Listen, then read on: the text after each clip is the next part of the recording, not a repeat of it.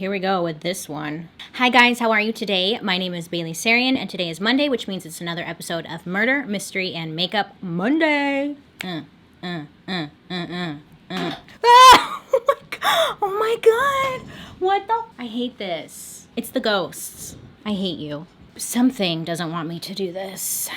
Anyways, if you're new here, every Monday I sit down, I do my makeup, and I talk about a true crime case that has been heavy on my noggin, and I just get ready, I do my makeup. It just keeps me busy, you know? If you're interested in true crime and you like makeup, I would suggest you subscribe. I'm here for you every Monday with a new true crime case, and I would say it's a good time, but I feel like that's the wrong word because it's sad. But like, you know, I go down my comment section and I look at suggestions that you guys constantly give me. I actually started a Google Doc. I will leave the link to the Google Doc in the description and in my pinned comment. Please send all your suggestions over there. I'm gonna start basing everything off of the Google Doc. It just will make things easier to have it all in one spot. So I appreciate you guys so much for sending me recommendations, Twitter, on Instagram, all that stuff. But please, please, please, if I just have to say this one thing, do not send me photos of like dead bodies and stuff. I know it's with the good intentions, like you want me to talk about the story and all that stuff. But the other day I was right where I was at, but I was out in like public and I opened this DM and it was like a dead body. It was a picture of a dead body. And I was just like, oh my God, like trying to like live my life. Let me escape it for a second. So please send it anything you recommend over to the Google Doc. I'm not mad. I just would appreciate it. Anyways, but I did get this recommendation from my comment section, and I keep seeing this name pop up over and over and over again. Bailey, please do the ToyBox killer. Bailey, do the ToyBox killer. Bailey, ToyBox killer. I kept saying it over and over again, and I must have been living under a rock. I had never heard of this person before, and my first thought was, oh, it's probably like a child killer or something. And honestly, like child killers are just, you know, it's all bad. All killers are bad, but I just I don't want to talk about a child killer. Anyways, after I did some Googling, I realized it's not a child killer, but that's how I feel about today's story, case, whatever. It makes awesome. I have to add a very, very heavy disclaimer to today's story/case. Warning, the following presentation is intended for mature audiences. It contains graphic descriptions of crime scenes, and I'm talking very graphic, adult dialogue, and strong language. Viewer discretion is advised. It's very heavy, okay? There's animal cruelty, there's rape, there's drug abuse. It's very graphic, and if you are sensitive at all to any of that, I would say please, please, please just skip this one. There's no way to get around how graphic this is, and I fully blame you guys. Okay? This is your fault. You recommended this case. I had never heard of this, and I was living my life happily until I heard about this guy. If you are ever curious to know what I'm using on my face, I'm going to list everything down in the description box below. I will list this headband. Okay, let's get into the ToyBox killer. So the ToyBox killer, his real name is David Parker Ray. He was born on November 6, 1939, and he lived in New Mexico. A little bit about like his upbringing. His father was an abusive drunk who treated his wife, David, and David's sister, Peggy, very poorly. Very abusive, controlling, bad, awful, awful, awful.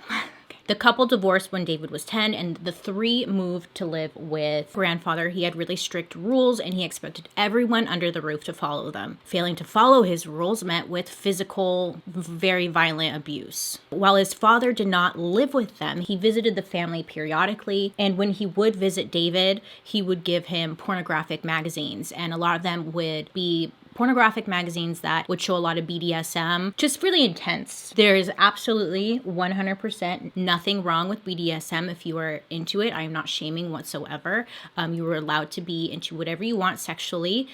Well, I mean, except for like animals and shit like that. But you get what I'm saying. Like, no judging here, and we're not blaming BDSM on anything. Okay, never mind, just shut up. So David's mother was reported to like not be around at all. So when they had divorced, the parents, David's mother just kind of disappeared, okay? From what I read, she was an alcoholic and abused drugs, and she just sadly chose that, and she just disappeared. So really, she had no contact with the children and the family at all. So David was also mentally and physically beaten pretty severely by bullies at school, all the way from grade school until he graduated high school. David was really awkward and shy, and it made him a target for bullies. Getting abused at home and then getting abused at school, obviously it did a lot of damage to him. Usually school is somewhere where you can at least escape your shitty home life, and for David it was like he couldn't escape it anywhere. And I just have to say, side note, a lot of the times when I mention these awful killers having a hard upbringing, I see a handful of comments from people suggesting that I'm siding with the bad guy or the killer, or I'm making it more about him or her being a victim. And I just have to say, shut up. Just so you know, I'm not making excuses for them. Personally, like when I read these stories about serial killers and stuff like that, I like to know the full story. I like to see the whole background, where they came from. Did they come from a good family? Did they come from a bad family? Am I saying that if you are abused or anything as a child, you're going to grow up to be a serial killer?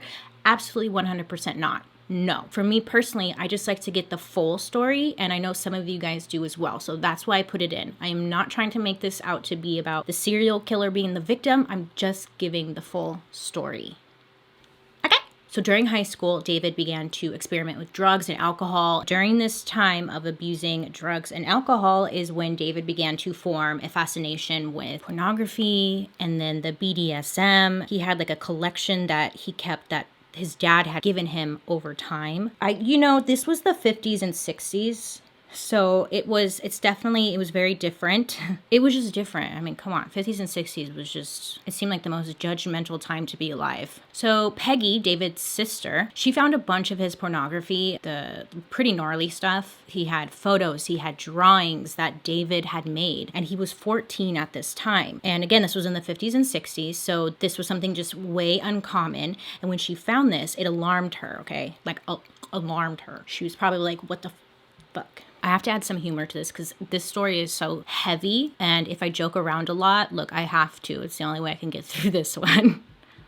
She never spoke about it until his trial decades later, which we'll get into. She never said anything. On the outside, looking in, David appeared to be making the best of his pretty shitty upbringing. He had joined the army and he received an honorable discharge. And while he was in the army, he worked as a mechanic, and throughout his adult life, he worked as one as well. He was pretty much a mechanic since his teenage years all the way up until his 50s. All of his coworkers and his friends, they would all say he was great at his job. He was always teaching others how to make or fix anything. He was super friendly. He was funny. David, he would weld and he would make his own tools to help him be better at his job. And he was a crafty little man, just like a lot of these killers seem to be, huh? We gotta be keeping an eye out on these crafty ones. So then David, he had married his first wife. I couldn't exactly find an age at which this happened, but he married a lady. David had confided in her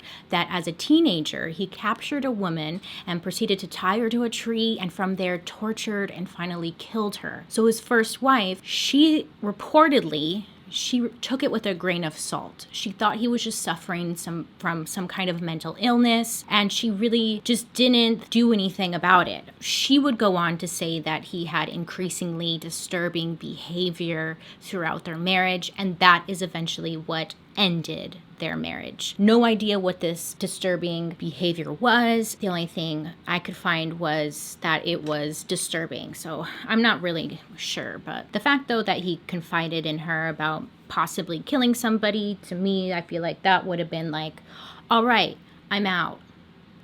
But I give up too easily. I don't know. So David was married 4 times, and each of those times ended in divorce. Didn't really have the best luck in relationships. So he ended up having 2 daughters throughout the marriages. One of them, Jessie Ray, and they called her Jessie. I won't name the other one because first of all, I couldn't really even find her name. Second of all, it kind of seemed like she didn't really even want to be associated with the dude, so let's just leave her out of it. Okay. Flash forward to his 50s. He's in his 50s now. He lives in New Mexico. He lives in a small town. It's called Butte. It looks like elephant butt, but I think it's Butte, because I doubt they would name it Elephant Butte. So adjacent to Elephant Butte is another small town, and it is called Truth or Consequences. Like, this is the name of this city. Truth or Consequences. I am not kidding you. I got so hung up on these names for like a solid 2 hours. I was researching who names a city Truth or Consequences. I still can't get over it. Truth or Consequences. It's called Truth. I live in Truth or Consequences. It's time for a shit ton of concealer. Anyways, it's called Truth or Consequences. In this small town, Elephant Butte, we have Truth or Consequences. They're right next to each other, right? And then there's a large reservoir, and a man-made lake was put in the area, which a lot of people thought was nice. A lot of people thought this was nice because it was just a big old lake in the middle of the desert and there isn't anything else around. So it made a great area for the retirement community who came there for the warmer weather. So it was a lot of retired folks out there. They could take their boat out onto the lake. They could fish. Sadly, this area, it brought in a lot of drifters. Okay, it's the middle of the desert. A lot of people coming and going. There was a lot of sex workers, a lot of drug addicts, sadly, and they would all be in this area. The homeless community and the drug addicts, they would all set up camp around the lake area, and that's where they would all hang out. So around this time in 1999, the city Truth or Consequences and Elephant Butte was the second city in America with the highest crime rate. There was a ton of rapes, murders, assaults. Sadly, it was a lot of sex workers and drug addicts who would end up being a victim to these crimes. It was just really sad, all the interviews and stuff I was watching about this case. The cops were like, yeah, it's just a lot of drug addicts or sex workers. And you see that to this day. If it has to do with the drug users or the sex workers, there's no sense of urgency to put an end to it all, It's really sad. Anyway, so back to David. He's out here in this area. Truth or Consequences.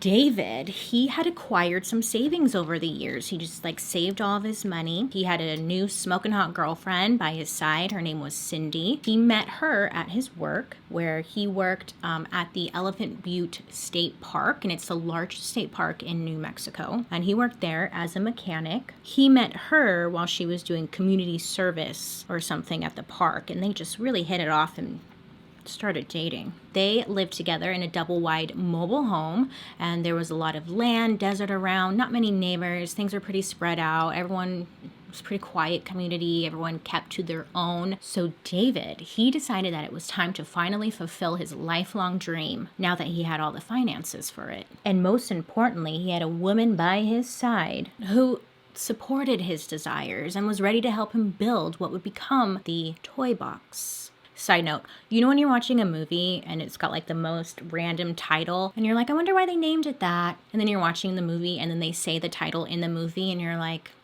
I get it now. We're having that moment. So between the two of them, they spent over $100,000 on an empty and soundproof trailer, as well as the supplies within it. The trailer itself was put on his property in the backyard area, and they stocked it with a crap ton of supplies, okay? What kind of supplies, you ask? With saws, knives, needles, surgical tools, whips, chains, straps, a fur-lined coffin, tons of doctors' tools and supplies, electrocution clamps, ropes, and a plethora of sex toys that were intimidating to most. Now, David had decorated the walls with very graphic, pornographic images of women being tied up, gagged, strangled, and it was now their wallpaper. In a video I saw when they were touring the ToyBox, it's just, he ripped out the pages of porn magazines and hung them all throughout this ToyBox. So like I mentioned, he was a mechanic and he would always build and make his own tools. David took on a new hobby of building and creating his own sex toys. Okay, look, if you have children around and stuff, they shouldn't be watching this. No children. He made dildos out of plastic tubes, you know, like PVC pipes that you get at like Home Depot and stuff. Not sponsored. This plastic PVC pipe dildo, it was huge. At the base of the dildo were a bunch of nails sticking upwards, so it would rip and cut the skin. I'm talking about this dildo's like this fat, right? First of all, who's that fitting in? You nasty. And around the whole base of it were nails, long nails sticking up all the way around. And then there were more nails at the base of the wiener, like facing outwards.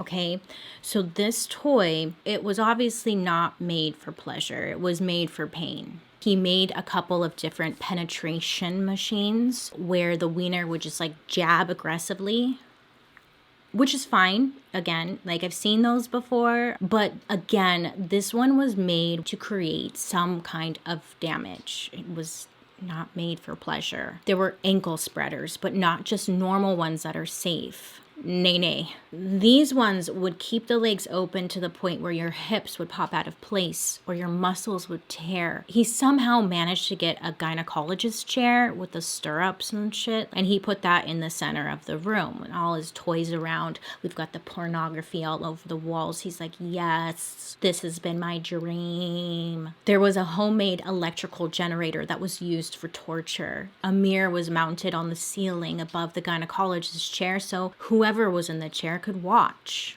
David also made like a wooden contraption that would bend his victims over and immobilize them while he could have dogs or friends come over and stick it in them. Yes, I know, disgusting.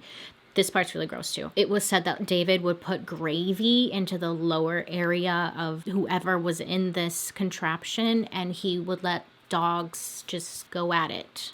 With David, he didn't want consenting adults, okay? Nay. He wanted to kidnap and create pain to his victims instead, and also involving animals, which is absolutely disgusting. So let's jump to March 22nd, 1999 in Elephant Butte. Now, on this evening, David had posed as an undercover police officer, and he approached a sex worker. Her name was Cynthia. He approached her in a parking lot. She offered him, like a blowjob or something, okay? And he told her that she was under arrest for solicitation of sex work, and then he handcuffed her. So he puts her in the car, and they drive off, and they get to his home. Takes her into his trailer, his house, where she was then handcuffed and chained to a bed in the living room. He had on like a dog collar with a bunch of like spikes in it, completely locked on her. So she ended up being there for about 3 days. She was in captivity,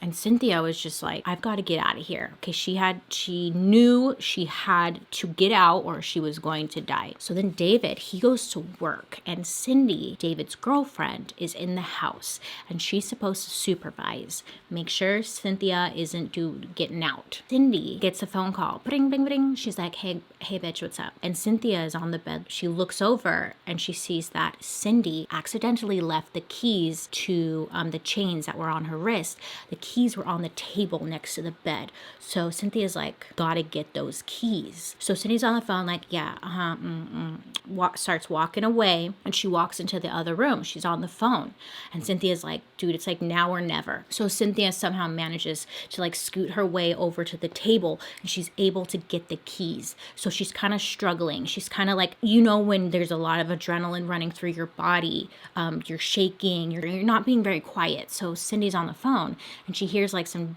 jiggling and some struggling happening. And she's like, let me call you back.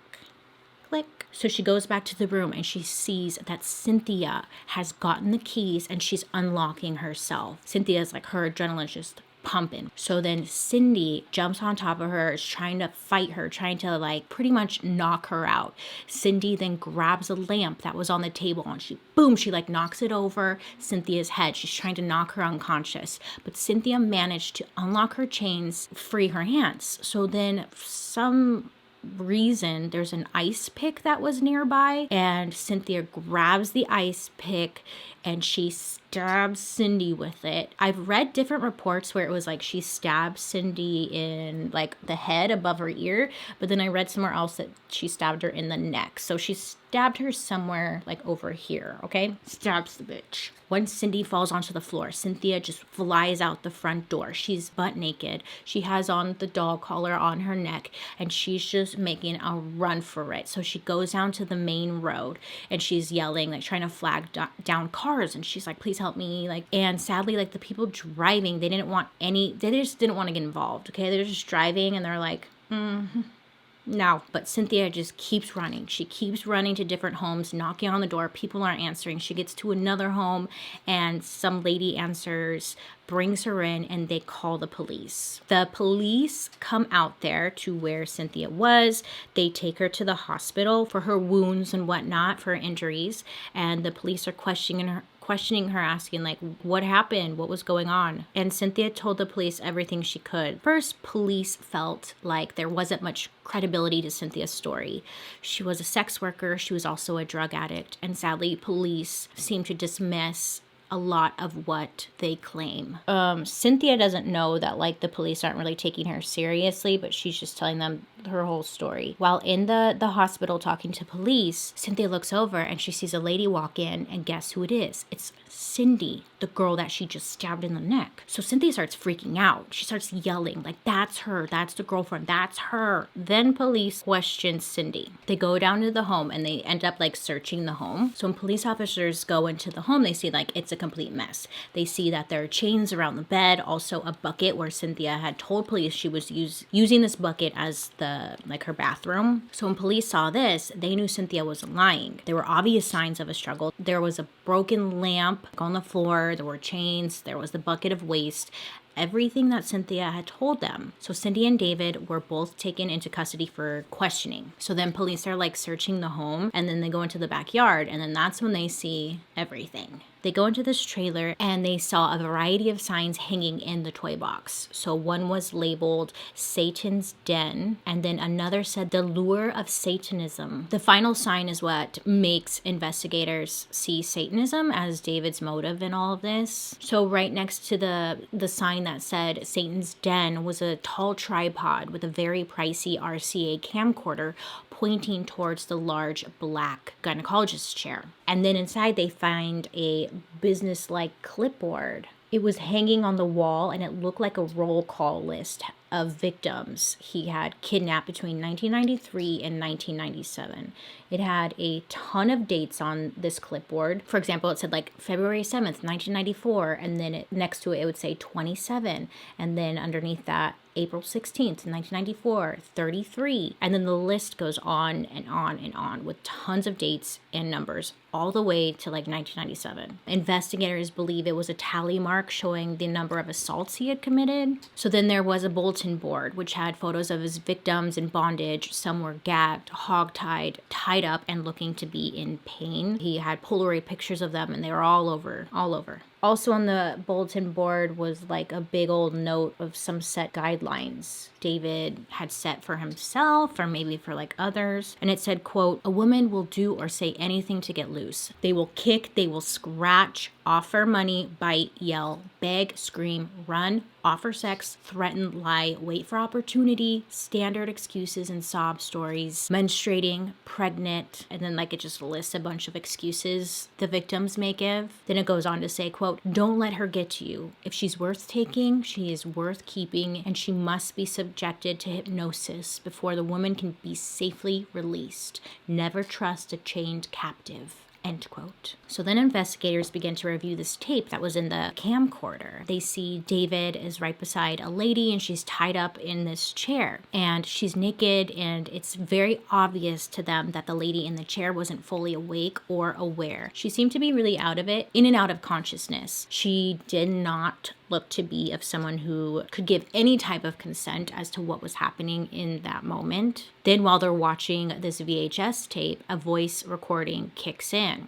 You see David like hit the play button on his tape player thing, I guess. You see, David would play an audio tape for his victims before he would assault and torture them. This douchebag, he called it a hypnosis track. The introductory tape explained that David was playing a torture game. It was David's voice explaining how he would torture them and what they were going to endure. So I guess every time he would bring a new victim in, he would tie them up to this chair, and then he would play the tape. It reminds me of Saw, the movie, you know? So also David, he described his acts to be not only for himself, but also for the congregation of the Church of Satan. You can hear the full audio recording on YouTube if you are curious. I am not going to play it here. For one, it's extremely inappropriate and absolutely disgusting and disturbing. Two, 40 minutes long, okay? The dude rambles forever. It's the worst. He's not very good at hypnosis. I mean, I'll give you a little idea. He starts off the recording by saying, "Hello there, bitch. Are you comfortable right now?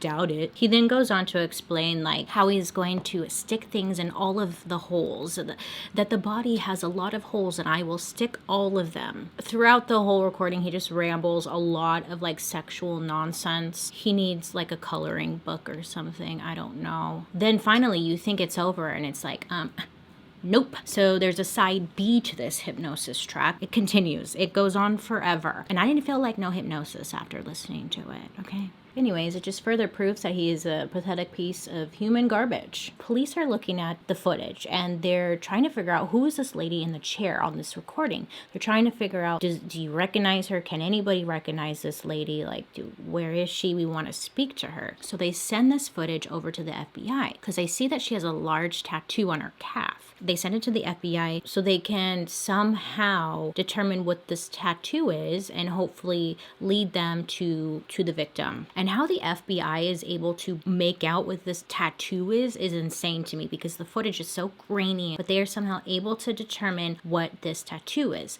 Now, it's a super unique tattoo. It's like squiggly lines or something. It's not like something simple like a heart or whatever. It's a very unique tattoo. They are somehow able to determine what it is, and then the FBI, they post it. I'm not sure how they get it out there, but they get it out there to the public somehow, and they're saying like, hey, if this is your tattoo, can you please come forward? We really need to speak with you. I'm going to be completely honest. I'm not fully sure how they put it out there because it got to this woman named Kelly. Kelly was living in Colorado at the time, and she's like, hey, that's my tattoo. Kelly goes to the police department in Truth or Consequences, and then they tell her that they have this videotape. So let me tell you now Kelly's story, okay? So, new story. Kelly later testifies July 24th, 1996. She and her husband got into an argument, and at this time she was living in Elephant Butte. So they get into an argument, she leaves the house, and she decided to go out with her girlfriends and go play pool and have a couple of adult beverages. They end up at Blue Water Saloon. It's a local bar where a lot of people in the neighborhood go. They decide just to hang out there and play pool. Now, while inside this bar, Kelly runs into an old friend. Her name's Jessie. Pop quiz. Do you remember what David's daughter's name was? Well, her name's Jessie. Jessie is David's daughter.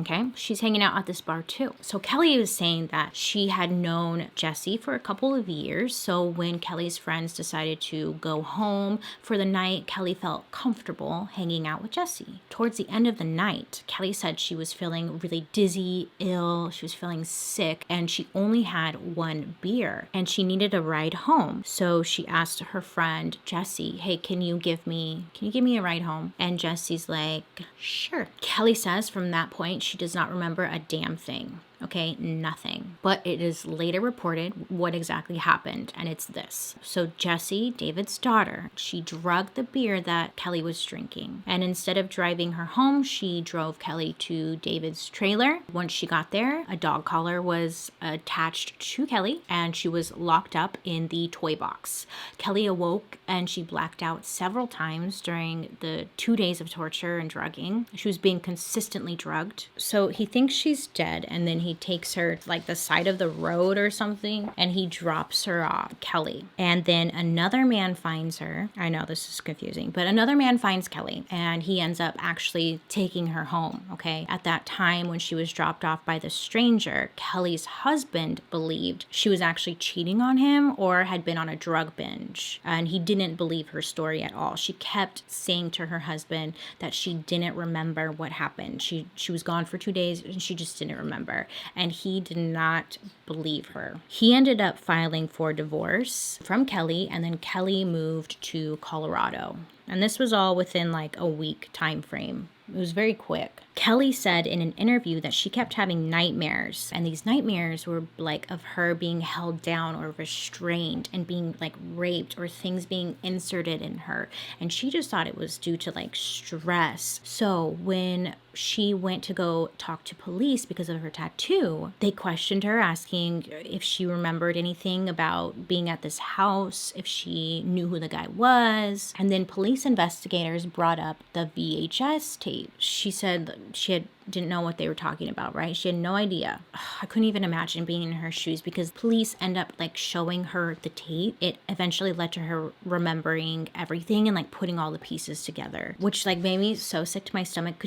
Because could you imagine not remembering anything, right? And then they show you this tape of you and you're being tortured, and it's just, couldn't imagine being in her shoes. Like it must be, ugh. So the media had gotten a hold of this story, and they were kind of putting it out there about what was going on, right? And once the media put it out there, then another victim had come forward, and her name was Angelica. And she came forward right after the abuse originally had taken place, and she had reported it to police. Originally, her abuse had taken place like right before Cynthia, the girl we first talked about. And because again, Angelica was a sex worker and a drug abuser, nothing came from it. Nothing happened about it. She told like where the house was and everything. Once the media had gotten a hold of it, Angelica went again to the police officers and told them like, hey, the same thing happened to me and I had reported it, and I just want to make sure. She just did a follow-up, took notice of her claims, and eventually the investigators took her claims seriously. Investigators talk with David's live-in girlfriend, Cindy. Remember her? Friends described Cindy as someone who listened to Christian radio, loved romance novels, and loved her small dog. Cindy said she had participated in multiple assaults, and she was willing to give any information on David in order to get a lesser sentence. Right out the gate, she was like, I'll tell you anything you want.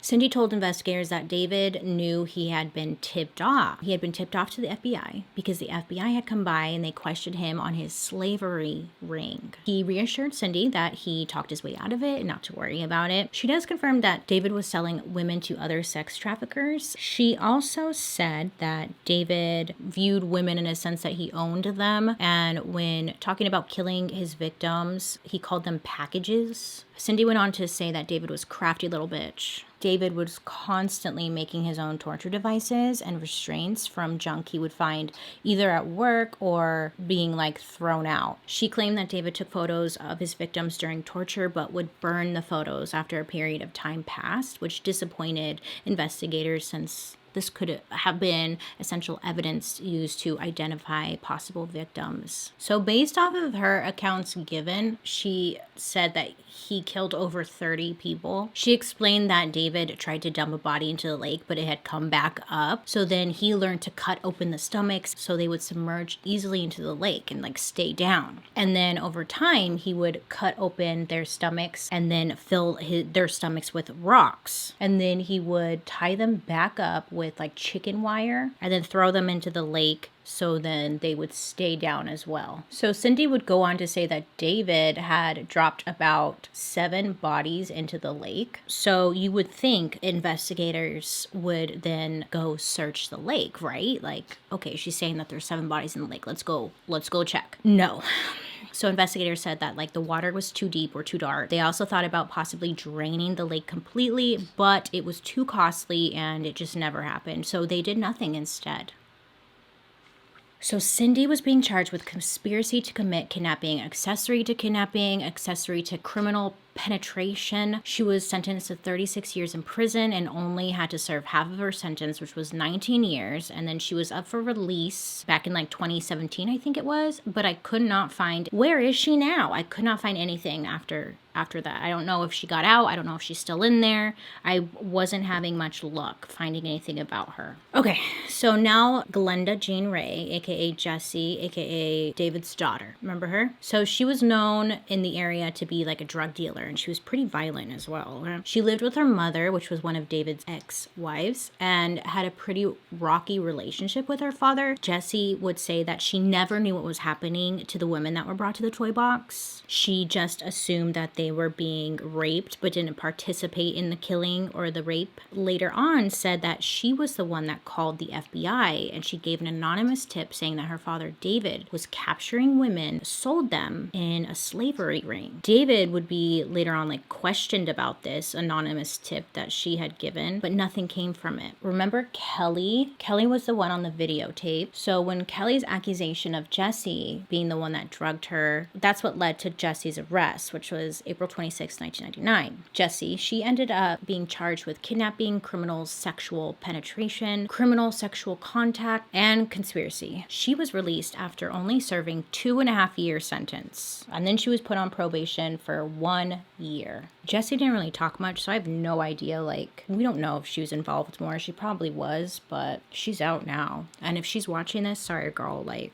don't come after me. I didn't do anything. I'm just reporting the story. Okay, so I know this is a lot of people and names, and there's a lot going on. I believe that there were a lot more people involved, but there seemed to be like a big cover-up happening, okay? The 1993 audio, the hypnosis thing, it proposed he was not acting alone in the abductions, that there were many, many people helping him out. And it's hard to find info on it. And I don't want to put out like some wild accusations, but it seems like something super suspicious was going on. There are tons of theories, people in the community being involved, police officers being involved. Kind of seems like a lot of people knew. Anyways, so back to David. So what the hell happened to David then? Well, first of all, since day one of his arrest, he denied.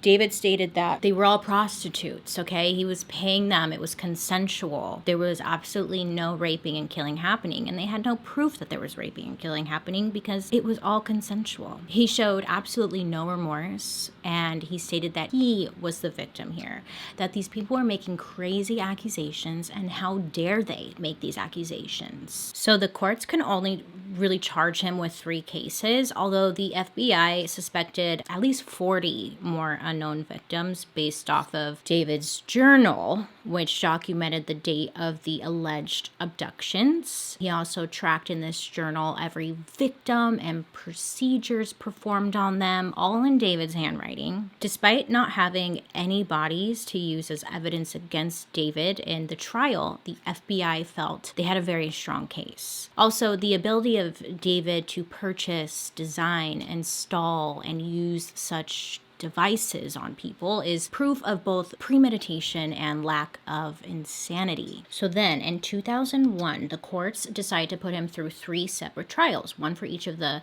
living victims. So remember Cynthia, Angelica, and Kelly. Sadly, the trial for Angelica, it never was brought forward because she had passed from a drug overdose, sadly. David eventually agreed to a plea deal and received 224-year prison sentence in exchange for his daughter Jessie to receive a reduced sentence. I mean, she only served 2.5 years, so it was quite reduced. Even though he was only tried for 3 murders, investigators believe that he raped, tortured, and killed over 60 women over the course of his life. They've never been able to locate any of their remains. Most of the evidence of the high body count comes from the diary David had kept that detailed what he did to each victim, but it doesn't say where he buried their bodies. After his arrest, David agreed to show authorities where he had buried his victims on May 28th, 2002. Conveniently, okay, David Parker Ray, the ToyBox killer, suffered a massive heart attack and he died at the age of 62.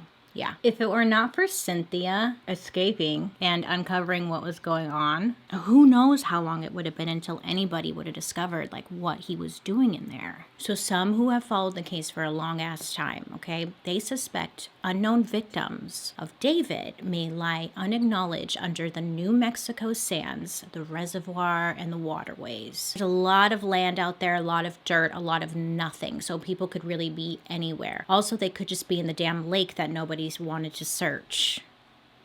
David was responsible for the deaths of anywhere between 14 to 60 people. He claims to have killed at least one person per year since like the age of 14. We will never know for sure. David being now dead, no bodies were found, no possible victims were identified, and no old suspicious deaths related to David were ever officially linked to him. November of 2002, the ToyBox was open to the public with the hope that it would lead to more surviving victims coming forward. It kind of more turned into like a tourist attraction. Kind of a dumb idea, but what do I know? You know, shut up, Bailey. So in October of 2011, the FBI performed a search of the McRae Canyon, which is near Elephant Butte Lake, looking for potential victims, but they found none. If only they would just look in that damn lake. That's the story of the ToyBox killer. It's a weird one because there's no proof technically that he killed people. It's all like based off of David's diary, his little notebook that they found inside of the ToyBox, but there was no bodies found. So they don't know, like maybe he's just lying or something. We don't really know. It's super gross. He was a very, very sick man. I apologize. I know this one was a little like heavy. I mean, they all kind of are. Anyways, let me know your theories or thoughts down below. Oh my gosh, you guys, really quick. When I was watching documentaries and stuff about this guy, the comment sections were terrifying. There were so many people who were saying like, David Ray Parker is my hero. I love him. I love David Ray Parker. Get better idols. There are so many good people to follow out there in the world. Stop idolizing disgusting human beings. Thank you for coming to my TED Talk. Anyways, yeah, it made me very worried and disgusted and thinking like how many people are out there thinking about doing this or doing this. Anyways, I hope that you guys have a very good day today. Please make good choices. Please be safe out there, and I'll be seeing you guys very soon. Bye.